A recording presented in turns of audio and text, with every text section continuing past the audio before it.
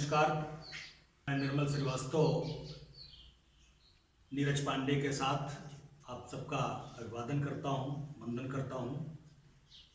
बैसवाड़ा क्षेत्र के स्मृत शेष कवियों की श्रृंखला में आज बैसवाड़ा क्षेत्र के स्वनामधन्य कवि, प्रख्यात नवगीतकार आदरणीय डॉक्टर शिव बहादुर सिंह भदौरिया जी के व्यक्तित्व और कृतित्व की चर्चा के लिए हम सब एकत्र हुए हैं और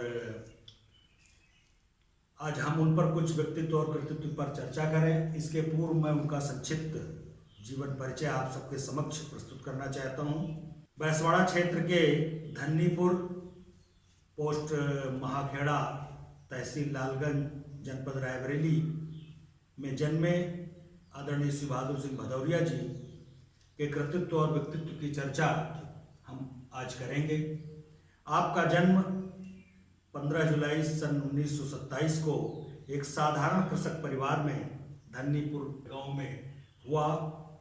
प्रारंभिक शिक्षा अपने गांव से ही प्राप्त करने के उपरांत उच्च शिक्षा के लिए आप अन्यत्र शिक्षा ग्रहण करते रहे। कानपुर में शिक्षा ग्रहण की और वहीं पर रोजगार के लिए उन्होंने पुलिस महकमे की नौकरी भी की। जी, हमीरपुर में अकाउंटेंट के पद पर उन्होंने कार्य किया।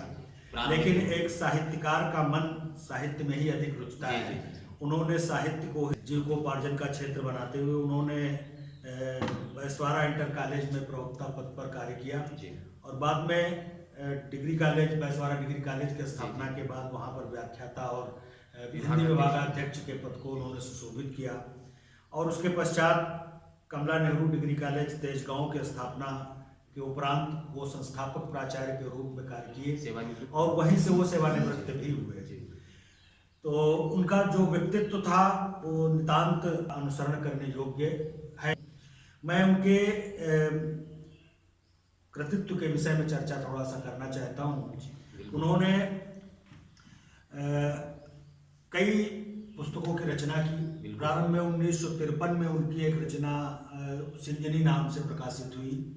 कालांतर में उन्होंने पूर्वा जो डोल गई 1991 में, नदी का बहना मुझ में हो 2000 में, लो इतना जो गाया 2003 में, माध्यम और भी हैं 2004 में प्रकाशित हुए और गहरे पानी पैठ दोहा संग्रह उनका 2006 में। इसके अतिरिक्त तमाम ऐसे देश की तमाम पत्र पत्रिकाओं में वो संपादन करते रहे और वो छपते रहे और तमाम जगह उनका उल्लेख किया गया तमाम शोध प्रबंधों में। आपने उन उपन्यासों पर शोध प्रबंध प्रस्तुत करके अपना डॉक्टरेट की उपाधि भी प्राप्त की और PhD हुए। उसी के आधार पर उन्होंने ये साहित्य को भी जीवित रखा और साथ ही प्राचार्य पद को सुशोभित किया।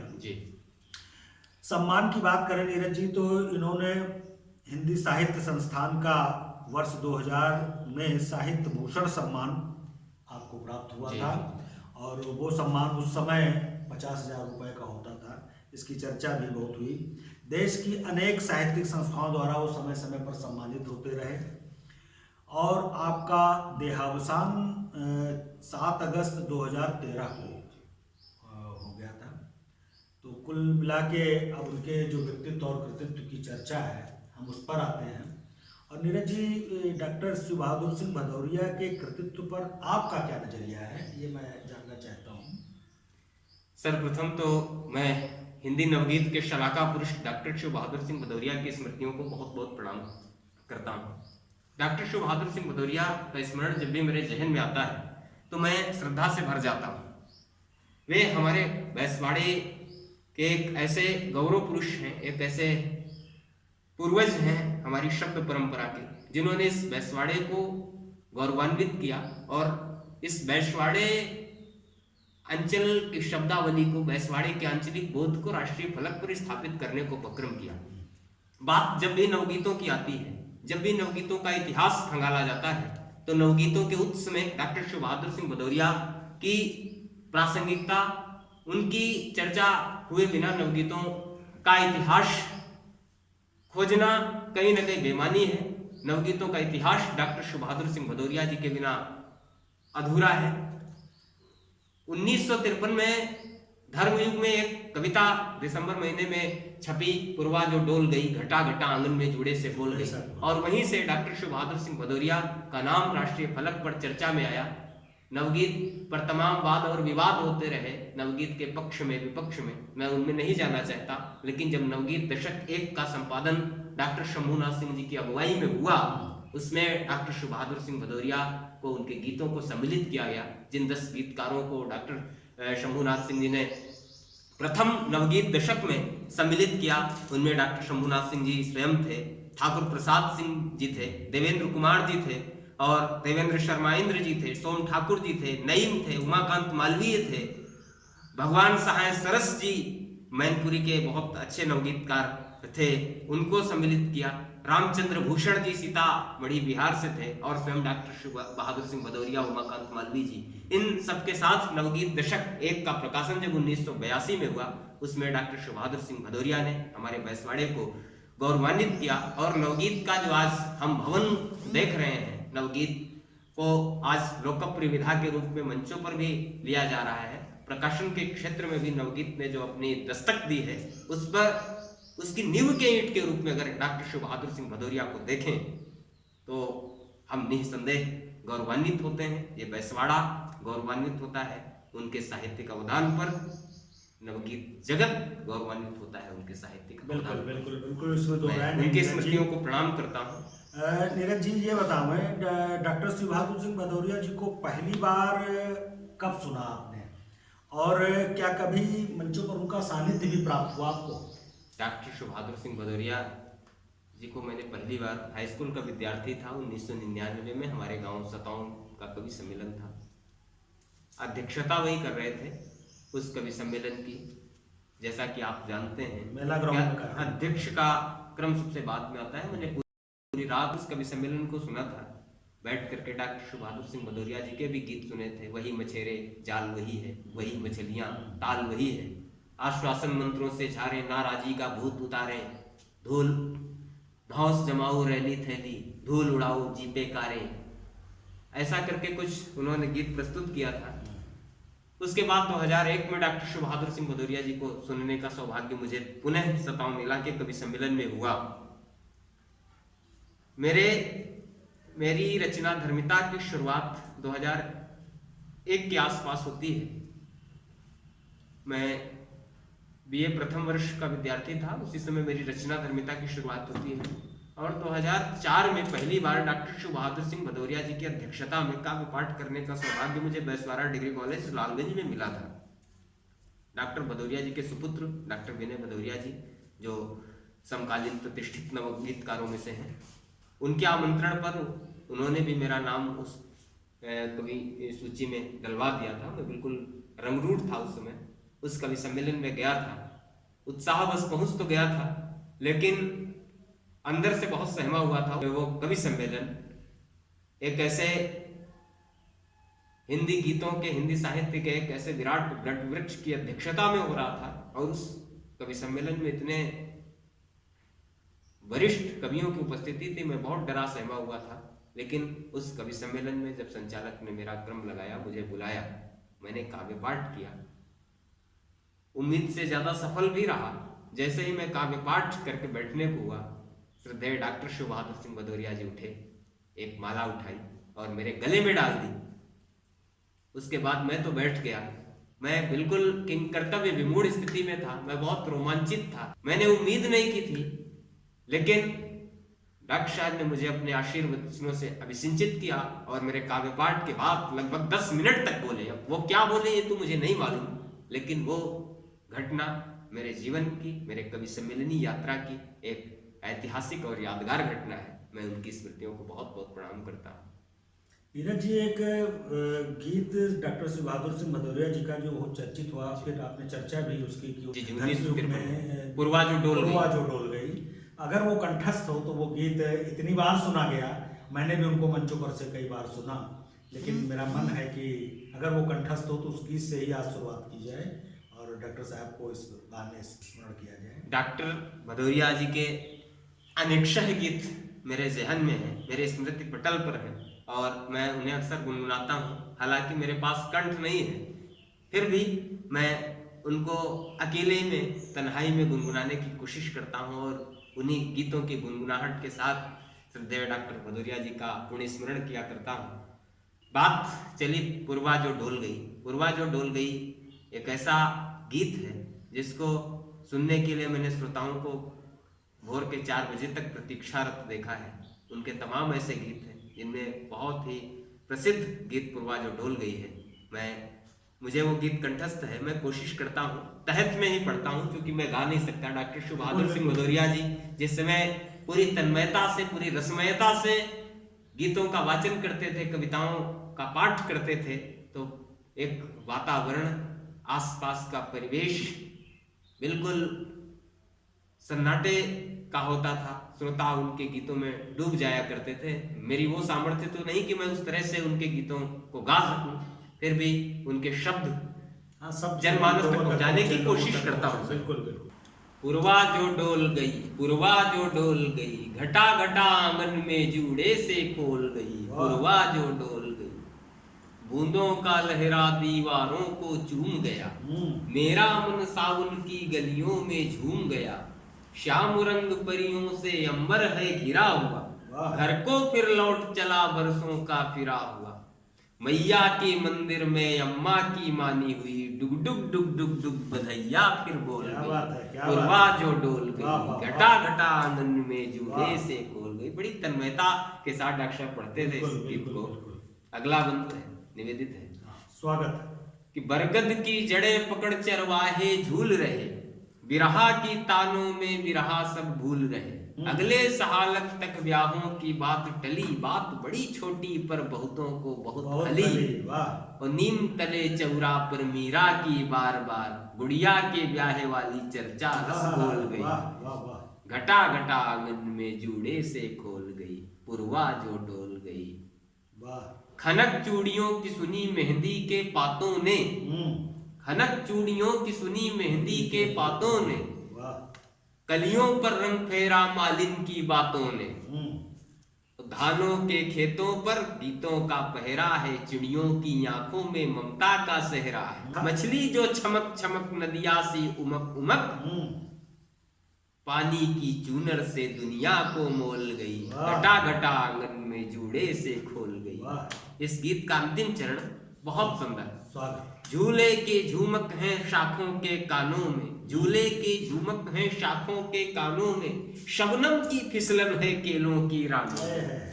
झूले के झूमक हैं, झूलों के झूमक हैं शाखों के कानों में। शबनम की फिसलन है केलों की रानों में। ज्वार और अरहर की हरी हरी साड़ी है। सनई के फूलों की गोटा किनारी है।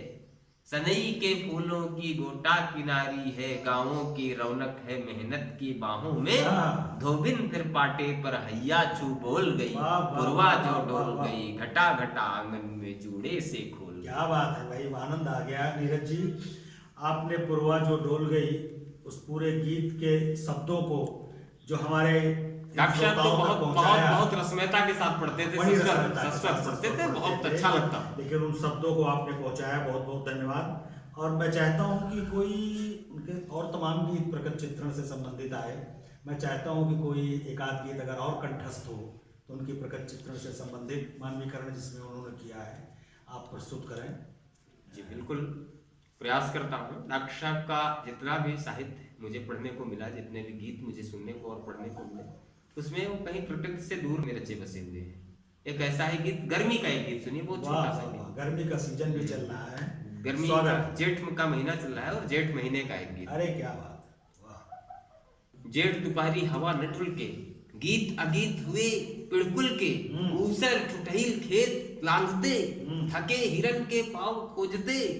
गहवर छापक पेड़ छिउल के, गीत अगीत हुए पिड़कुल के। जेठ दोपहरी हवा न ढुल के। कहीं बिहारी ने भी लिखा कि छाहो छाहत चाहत छाह। इतनी प्रचंड गर्मी, इस तरह की गर्मी का दृश्य एक और देखें। थके मुसाफिर थके यात्री काल खाली छूछे, मांगे लुटिया डोर न पूछे। भैया कौन जाति किस कुल के, जेठ दोपहरी हवा न ढुल के। क्या बात है। जेठ दोपहरी हवा न ढुल के। थके यात्री खाली छूछे मांगे लुटिया डोर न पूछे, भैया कौन जात किस कुल के, जेठ दोपहरी हवा न ढुल के। क्या बात है। और अगला चरण इस गीत का देखिएगा कि पनही लगे पुजाने कोहबर, किस ढंग से बात की। क्या बात है। मई के महीने में पहले शादी विवाह बहुत होते थे और कोहबर की जो हमारे यहाँ लोक रीति है उससे आप परिचित हैं। बिल्कुल। पनही लगे पुजाने कोहबर, तो पूरी दे हंसे गुलमोहर। क्या क्या ग्रीष्मकालीन ग्रीष्म ऋतु का चित्रण है। पनही लगे पुजाने कोहबर, पूरी दे हंसे गुलमोहर। पनही लगे पुजाने कोहबर, पूरी दे हंसे गुलमोहर। वांगन चुहल चली खुल खुल के, गीत अगीत हुए पेड़ कुल के। गीत अगीत हुए पेड़ कुल के, ये जेठ गर्मी दोपहरी हवा न ढुल के मौसम का गीत जो आपने प्रस्तुत किया, निश्चित ही निस्संदेह बहुत अच्छा गीत भदौरिया जी का सृजित हुआ है। उनके सारे ही गीत अच्छे हुए। मैं सोच रहा हूँ नीरज जी, उनके कुछ सामाजिक विसंगतियों के गीत भी आए, और अगर उनमें से कोई गीत कंठस्थ हो तो हम चाहते हैं कि हम अपने दर्शकों को, अपने श्रोताओं को भदौरिया जी के उन सामाजिक विसंगतियों के गीत से भी जोड़ा जाए, ताकि लोग, बहुत से ऐसे भी लोग हैं जिन्होंने सुना है उनको, बहुत से ऐसे भी लोग हैं जिन्होंने नहीं सुना है, तो उन तक भी वो गीत पहुँचे। तो आप प्रस्तुत करें। भदौरिया जी और उनके समकालीन सभी गीतकारों ने आम आदमी की समस्याओं को, आम आदमी की चिंताओं को गीत के माध्यम से व्यक्त किया है। लेकिन डॉक्टर साहब का सलीका मुझे बिल्कुल अलग लगता है। डॉक्टर साहब के यहाँ लोक उत्सव भी है, लोक संवेदनाएं भी हैं, लोक संचेतनाएं भी हैं, लोक जीवन भी है, लोक रंग भी है और लोक साहित्य की झलक भी है। लेकिन उन्होंने गीत को लोकगीत होने से बचाया है। उनका अपना शिल्प है, उनकी अपनी सामर्थ्य है कहने की। एक गीत के बंद मुझे याद आते हैं। एक निर्धन बालिका के माध्यम से डॉक्टर साहब ने कुछ कहने की कोशिश की, एक निर्धन परिवार की वेदना को कहने की कोशिश की। मैं उस गीत को आपको सुनाने की, अपने श्रोताओं को सुनाने का प्रयास करता हूँ। बिल्कुल। एक निर्धन बालिका अपनी माँ से एक सवाल कर रही है। वो सुनती चली आ रही है, एक सोने की थाली में जौना परोसो, लौंगन डाभी गंगा जल पानी, ऐसे तमाम लोकगीत सुनती चली आ रही है। तो अपनी माँ से प्रश्न करती है कि माँ ये गीत कहाँ से लाई, माँ ये गीत कहाँ से लाई, किसके पाले पोसे हैं। माँ ये गीत कहाँ से लाई, किसके पाले पोसे हैं। और गीत का बंद सुनिएगा कि माँ ये गीत कहाँ से लाई, किसके पाले पोसे हैं। कब से ये खोड़ही कोठरी, गोद लिए है नांदे दड़की, और माटी के मटके बिन मुँह के, चरपैया भी आधे धड़की। क्या बात है।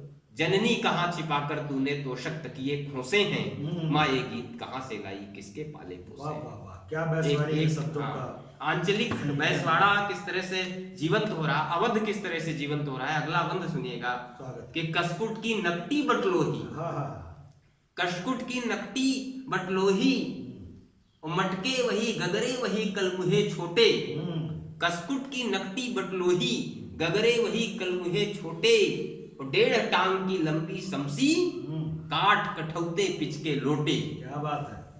वो सोने की थाली में मैया कब जेवनार परोसे हैं, माँ ये गीत कहाँ से लाई, किसके पाले पोसे हैं। और एक बंद सुनिएगा, मुझे बहुत बहुत ये मार्मिक बंद लगता है इस गीत का। स्वागत। कि कुल उजरौटी गई दूध की, इतना पानी मिला रही है। क्या बात है। कुल उजरौटी गई दूध की, इतना पानी मिला रही है। लौंगन डोभी पान पचीसी, 2 बरसों से खिला रही है। वो मेरी सुध में खैनी खाकर बापू भजन भरोसे। माँ ये गीत कहाँ से लाई, किसके पाले पोसे हैं। माँ ये गीत कहाँ से लाई, माँ ये गीत कहाँ से लाई, किसके पाले पोसे हैं। वास्तव में गीत की संवेदना इसमें पूरी तरीके से तमाम गीतों से कहीं न कहीं उन्होंने नदी के दर्शन को अपने भीतर आत्मसात किया और उस नदी के जीवन दर्शन को जीने की अपने जीवन में उन्होंने कोशिश भी की। बिल्कुल। और उस कोशिश में वो कामयाब भी हुए। मैं डॉक्टर साहब का वो गीत आपके बीच में सुना रहा हूँ। बिल्कुल, स्वागत। मेरी कोशिश है कि नदी का बहना मुझ में हो, मेरी कोशिश है कि नदी का बहना मुझ में हो। तट से सटे कछार घने हों, जगह जगह पर घाट बने हों, और टीलों पर मंदिर हों जिन पर स्वर के विविध वितान तने हों। मीण मूर्छनाओं का उठना गिरना मुझ में हो, मेरी कोशिश है कि नदी का बहना मुझ में हो।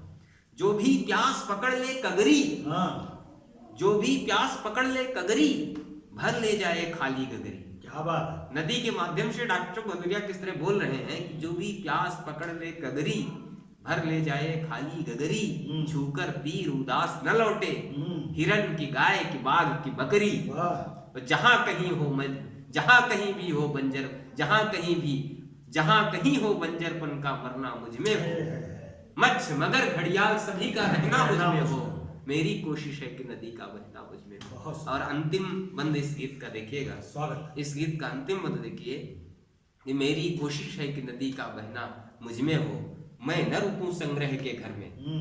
जो भी है कहीं हमारे पुराने कवियों ने भी कहा कि वृक्ष कबहू न फल भके, नदी न संचय नीर। हाँ। इस बात को किस ढंग से डॉक्टर साहब ने कहा, नए ढंग से कि मैं न रुकूं संग्रह के घर में, धार रहे मेरे तेवर में, मेरा वतन काट कर नहरें ले जाएं पानी ऊसर में। क्या बात। जहां कहीं हो बंजरपन का मरना मुझमें हो, मेरी कोशिश है कि नदी का बहना मुझमें हो, मेरी कोशिश है कि नदी का बहना। बहुत सुंदर गीत आपने उनका हमारे श्रोताओं को, हमारे दर्शकों को सुनाया नीरज जी, इसके लिए बहुत बहुत धन्यवाद। और साथियों, शीतकालीन से संबंधित अगर भी कोई गीत अगर आपको याद हो तो मैं चाहता हूं कि चलते चलते उस गीत का वाचन। डॉक्टर साहब ने एक तरह से 12 मासा लिखा अपने गीतों में, हर महीने का वर्णन उन्होंने अपने गीतों में किया। अच्छा, एक गीत मुझे बहुत प्रिय है। क्या बात। मैं जो हमारे बैसवाड़े की लोकोक्तियां हैं, जो हमारे बैसवाड़े के रीति रिवाज हैं, जो यहाँ के उत्सव हैं, पर्व हैं, छोटे छोटे बड़े बड़े पर्व, उनके माध्यम से डॉक्टर साहब ने किस तरह से अपनी अभिव्यक्ति दी, उस गीत को मैं आपको सुनाता हूँ कि काना टूस पूस को कहकर, काना टूस पूस को कहकर राम शरण चुप हुए अचानक, बोल उठे शिव मंगल माली। ये आप अपने बचपन में जाइएगा और उन लोकोक्तियों को याद करिएगा कि काना टूस पूस को कहकर, कहते थे काना टूस पूस, पूस काना टूस, अगहन चूल्हे अदहन, ऐसी ऐसी उक्तियां हमने भी अपने बचपन में सुनी है कि काना टूस पूस को कहकर राम शरण चुप हुए अचानक, बोल उठे शिव मंगल माली, सुनो सुनो करवा करवाली, ताके बरहे दिन दिवाली, तब डिठोन कार्तिकी निराली, और फिर अरसे तक त्योहारों की आगमनी का बने न बानक, काना टूस पूस को कहकर राम शरण चुप हुए अचानक। हमारे यहाँ चौपालें लगती थी, अलाव जलते थे और उसमें ऐसी चर्चाएं तमाम बुजुर्ग इकट्ठे होते थे, तो एक बोलना बंद करता था तो दूसरा शुरू करता कि गटके घाट घाट का पानी चुप कैसे रहते बरदानी, गटके घाट घाट का पानी चुप कैसे रहते बरदानी, कहने लगे देश के भीतर और परब भी है लासानी, बसंतोत्सव के क्या कहने हैं बंगाल बखाने लायक, काना टूस पूस को कहकर राम शरण चुप हुए अचानक। बसंतोत्सव के क्या कहने हैं बंगाल बखाने लायक, प्रीति प्रतीति सुरीति समारी, पहने पीत वस्त्र बहुनारी, सड़कों पर यूं चले कि जैसे अगणित सरस्वती दुतिधारी, सारस्वत सौंदर्य सुदर्शन भावोद्रेक प्रमोद विधायक, काना टूस पूस को कहकर राम शरण चुप हुए अचानक। शिवरात्रि के कांवड़ियों का एक दृश्य देखिए कि आधे माघे कमर कांधे, आधे मागे कंबर कांधे, गमछा धरे मुरेठा बांधे, जोर जोर बोले जय बोले, आधे मागे कंबर कांधे, गमछा धरे मुरेठा बांधे, जोर जोर बोले जय बोले, कांवरिया कांवर को साधे, जलाभिषेकित नीलकंठ का व्रत उपवास परम फलदायक, काना टूस पूस को कहकर राम शरण चुप हुए अचानक। और डॉक्टर साहब की स्मृतियों को प्रणाम करता हूँ, उनका एक गीत के 2 बंद मैं पढ़ करके अपनी वाणी को विराम देता हूँ, आप सबसे विदा लेता हूँ कि उन्होंने कहीं पर कहा कि गुनगुनाती जिंदगी की लय न टूटे देखिएगा, गुनगुनाती जिंदगी की लय न टूटे देखिएगा, हो न हो लोहा हमारे सगे रिश्ते तोड़ दे, भूमि की हरियालियों को मरुस्थलों से जोड़ दे, रंग रसमय मधुर वृंदावन न छूटे देखिएगा, गुनगुनाती जिंदगी की लय न छूटे देखिएगा। तोड़ करके द्वार घर में फिर नहीं कहीं अंधड़ घुसे, आंगनों में खिलखिलाकर प्रेत का साया हंसे, द्वेष दानव तोड़ कर के द्वार घर में फिर नहीं अंधड़ धसे, आंगनों में खिलखिलाकर प्रेत का साया हंसे, द्वेष दानव एकता का धन न लूटे देखिएगा, वाह, गुनगुनाती जिंदगी की लय न टूटे देखिएगा। अंतिम बंद इस डॉक्टर साहब के इस गीत को पढ़ते हुए मैं उनकी स्मृतियों को प्रणाम करता हूँ कि बंदरों के हाथ में सदग्रंथ के पन्ने पड़े, कहीं न कहीं राजनीतिक विद्रुपताएं, सामाजिक विसंगतियां इस तरह की हैं, तब उनको कहना पड़ा कि बंदरों के हाथ में सदग्रंथ के पन्ने पड़े, दाढ़ में गंगा जली को दाब कर कुत्ते लड़े। क्या बात। द्वेष दानव, बंदरों के हाथ में सदग्रंथ के पन्ने पड़े, दाढ़ में गंगा जली को दाब कर कुत्ते लड़े। शंख घंटा आस्था का घट न फूटे देखिएगा, गुनगुनाती जिंदगी की लय न टूटे देखिएगा, गुनगुनाती जिंदगी की लय न टूटे देखिएगा। भदौरिया जी के इसी गीत के साथ उनकी स्मृतियों को प्रणाम। समय कम है, उनके तमाम गीत मुझे कंठस्थ हैं, फिर कभी अवसर मिला तो आपके बीच में उनके अन्य तमाम श्रेष्ठ गीतों के साथ उपस्थित होगा। फिलहाल सभी को मेरा राम राम। बहुत बहुत धन्यवाद नीरज जी, आपने आज भदौरिया जी की स्मृतियों को जीवंत किया इस अभिनव स्टूडियो के माध्यम से। और मैं श्रोताओं का भी धन्यवाद ज्ञापित करना चाहता हूं कि उन्होंने अपना समय, बहुमूल्य समय दिया। अगले सप्ताह फिर मिलते हैं किसी स्मृत शेष अपने बैसवारा क्षेत्र के कवि के साथ। तब तक के लिए नमस्कार।